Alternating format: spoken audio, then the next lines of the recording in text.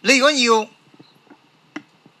為你自己下一次嘅選舉要攞分，要唔好失分，咁你要諗咩呢？咁呢個呢，奧巴馬亦指出喺今日呢個真係資訊發達，今日絕大多數選民都冇乜機會通過直接同嗰個候選人係有比較深入、比較即係詳細嘅一啲接觸。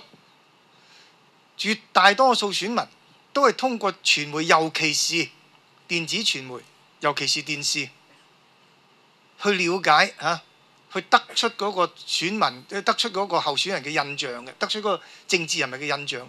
喺今日呢個咁嘅環境之下，你喺嗰個傳媒裏邊嗰個形象就非常之重要。首先第一，你一定要維持好高嘅曝光率。如果你知名度一跌呢，你下次你就好蝕底㗎啦。啊，即係點解而家5月16號嘅嗰個補選呢，絕大機會係嗰5位辭職嘅議員選翻嚟呢？佢知名度根本就高好多。你一噏其他人，有啲都噏唔出你個名，人哋點投你票呢？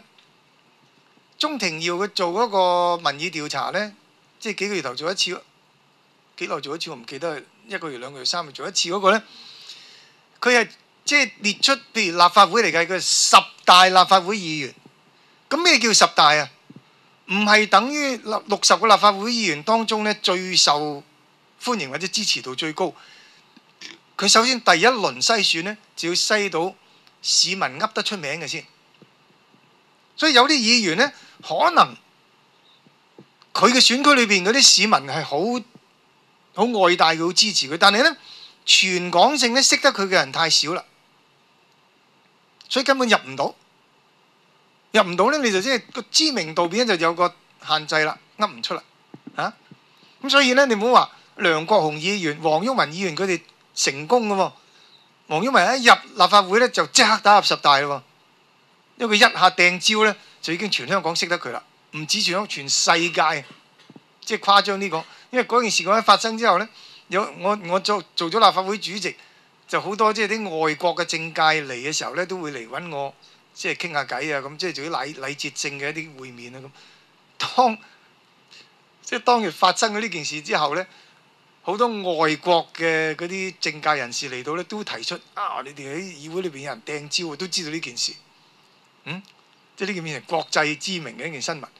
即刻叫我出嚟，我而家呢係每個禮拜呢都同一班中學生或者小學生座談，坐低就問佢哋：你噏得出幾多個議員嘅名啊？咁。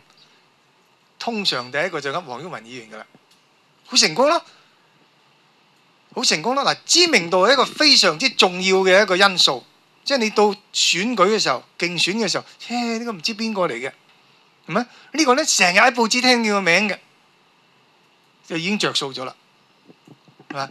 咁呢個即係所以呢，我同大家講嗰啲政黨啊，即係包括我嘅政黨民建聯啊。每個禮拜一定有一節要傾咩呢？